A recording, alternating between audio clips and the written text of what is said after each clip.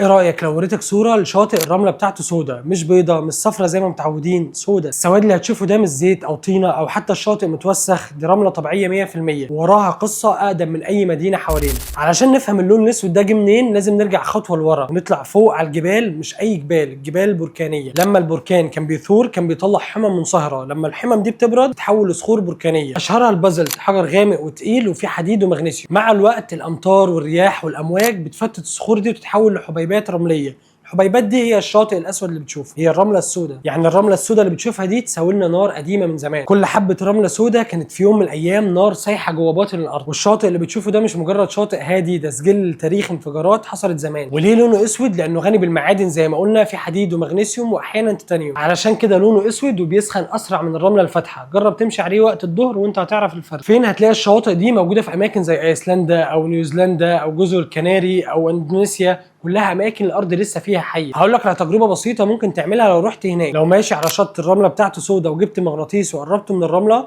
هتلاقي حبيبات الرمل بتقرب من المغناطيس، وده علشان موجود فيه معادن حديديه فعلا. هل الشواطئ السودا دي خطيره او مضره؟ لا، هي طبيعيه 100% ومفيش اي علاقه بينها وبين التلوث. بس غالبا الامواج هناك اقوى لان المناطق البركانيه سواحلها بتكون حاده. تعال نعمل مقارنه بسيطه بين الشواطئ العاديه اللي فيها رمله صفراء والشواطئ البركانيه اللي فيها رمله سودا. في الشاطئ العادي هتلاقي الرمله لونها فاتحه، الرمله بتبقى من كسر المرجان او الصخور الجيريه، تبقى درجه حراره الرمله ابرد ولونه فاتح، والجيولوجيا بتاعت المكان بتبقى هاديه. الناحيه الثانيه الشاطئ اللي الرمله بتاعته سودا بيبقى الرمله بتاعته من البازلت البركاني وبيبقى اسخن ولونه داكن، والجيولوجيا هناك بتبقى حاده. الارض مش بس طبقات وصخور، الارض بتسيب اثر وبتحكي قصتها بلون الرمله. والشاطئ الاسود والرمله السوداء بتسيب لنا رساله واضحه، هنا كان في نار. مش كل جمال لازم يكون ابيض وناعم، احيانا اجمل الشواطئ اللي بيكون شايل ذاكره الارض نفسها.